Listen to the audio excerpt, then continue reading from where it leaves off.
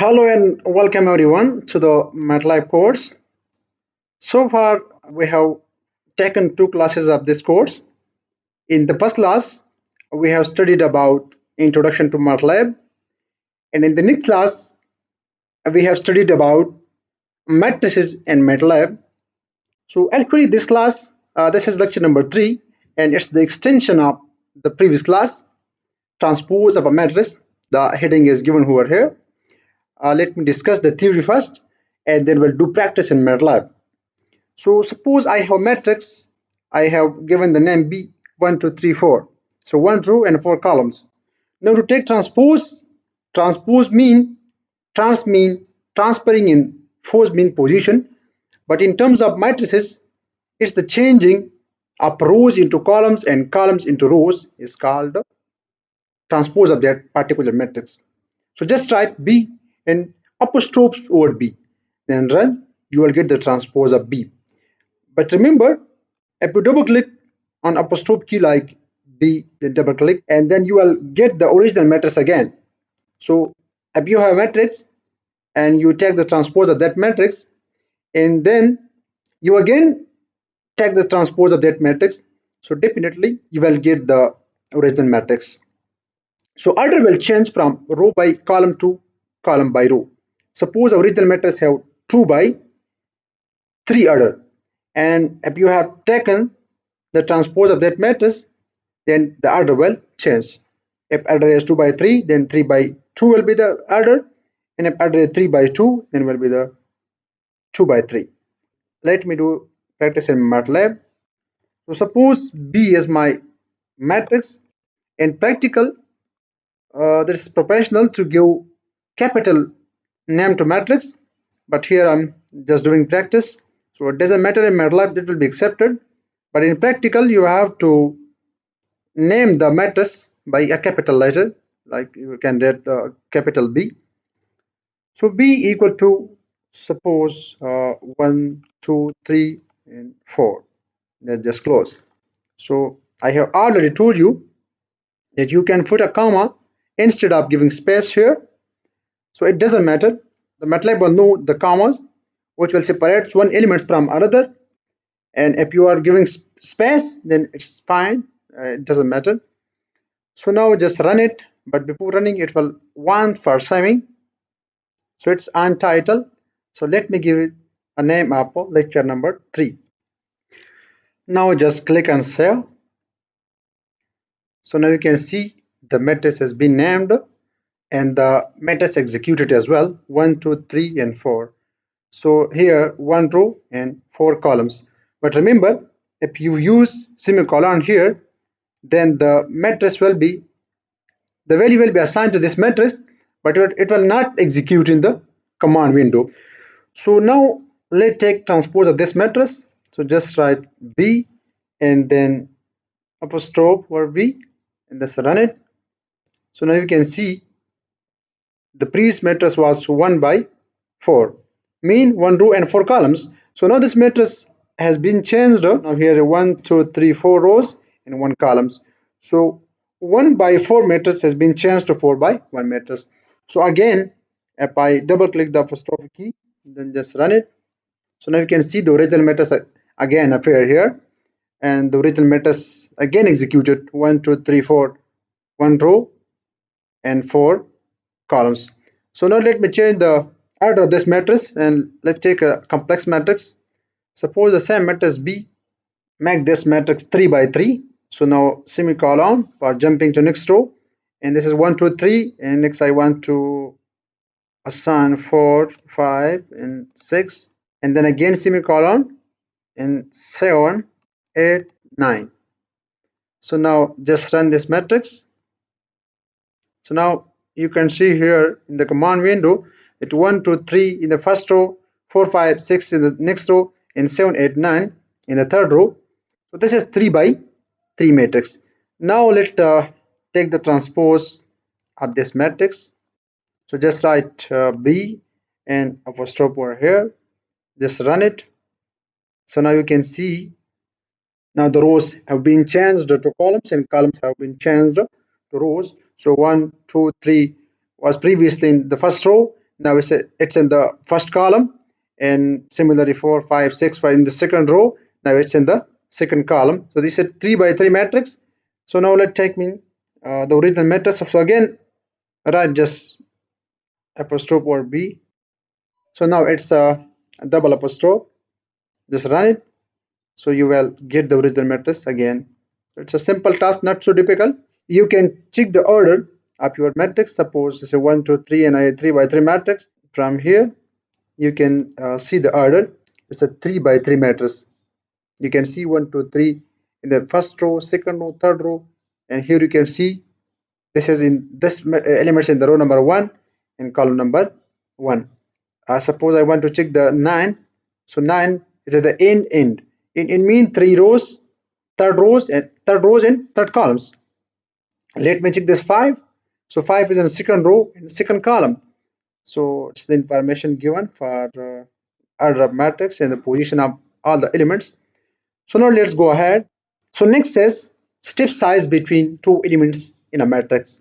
So it's very important for understanding the basics of matrix. So suppose I have a matrix B is equal to 1, 2, 3, 4, 5 up to 10. So in short, I can write this matrix like 1 and then colon up to 10. So it's true that this matrix is starting from 1 to 10. So let me write this matrix in MATLAB. Then I will show you something else. Suppose X is my matrix equal to, it starts from 1 and then this column show the ranges from 1 to suppose 10.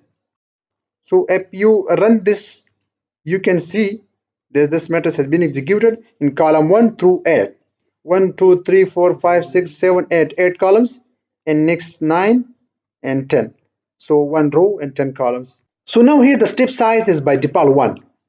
From 1 to 10, you can see here is 10 columns and 1 row.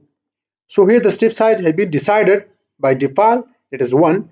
If you write the step size 1, so it will not change the order. This is a redundant one. If you write 1 and if you just write 1 to 10, so these both are 1 and the same thing. So here by default step size is 1. We can change the step size as well. So what actually the step size shows us? The step size actually shows us the range divided by that specific step size. Suppose from 1 to 10, I have 10 columns and 1 row. So 10 columns divided by 1 equals to 10 points. So 10 columns will be executed. And now suppose if I change this step size from 1 to suppose 2. So from 1 to 10, here's 10 columns or 10 elements. So those 10 elements will be divided on 2. So then the elements will be executed from 1 to 5. 5 elements will be executed. So remember, I have written here, step size doesn't show space between elements. Rather, it shows jump between two elements. It's not giving us the idea of space that you have given 2 step size and then you've given the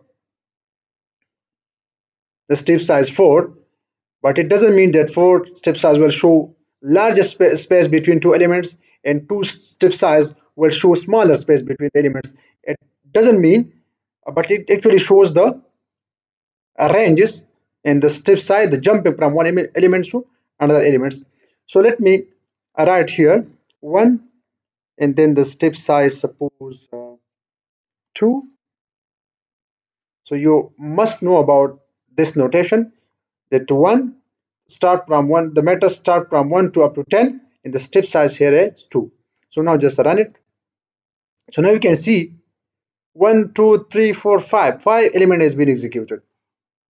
So 1 to 10, the 10 elements has been divided by 2 and the 1, the next step size is 2, so the 2 will be excluded and the 3 will appear here. And next the 4 will be discarded and the 5 will appear. 6 has been discarded and 7 appear, and similarly 8 has been discarded and 9 appear here. And next the 10 has been discarded because there is no other elements. If this matrix was from 1 to 11, then 11 will be executed here. So now let me write the step size 5. So now the range will divide by 5. So 1 to 10, it has 10 elements. Now these 10 elements will be divided on 5 and you will get the 2 elements. So now you can see 1 and from 1 to 5. So 4, 2, 3, 4, and 5 has been discarded, and then start from 6 to 10. 6, but 7, 8, 9, and 10 has been discarded. So it actually shows the range divided by their durations. Note, command window gives the response instantly. If you don't want instant response, use semicolon at the end. But this is important in command window, not in editor window. So now suppose I have a matrix X equal to from 1 to 10. So this is from 1 to 10, and then I just click on the enter key, and automatically the instant response appear here, and the matrix has been executed. But if I don't want to execute the matrix, I have some task like X matrix, Y matrix, and then the final answer will be executed in the command window. Then you have to put semicolon at the end. So let me write X matrix and then Y matrix. So now suppose again X is equal to 1 to up to 10. This matrix is from 1 to 10, and now I have put the semicolon, then just enter. So now you can see the matrix not executed in the command window. So its instant response has been stopped by semicolon. Now I have suppose another matrix Y, and final answer will be executed. I will just remove semicolon over there, and then the matrix will be executed. So suppose Y is also from 1 to 10. So it's the same matrix. X start from 1 to 10, Y start from 1 to 10. Then again I will put semicolon here, then just click on the enter key. So now you can see you can write another program, another task, another variable here. But if you write this matrix again and you remove the semicolon, then the matrix will be executed. So it's mean the instant response will be shown in the command window. So I have written here the command window gives the response instantly. If you don't want instant response, use semicolon at the end. But this is important in command window, not in editor window. It means that I can edit, I can make changes in command editor window, but in command window, once you've given something in the command window and then just you click on the enter key, so the instant response will appear. But if you use the semicolon at the end, then the instant response will stop. So guys, this was the end of today's lecture, and take care of yourselves and see you in the next one.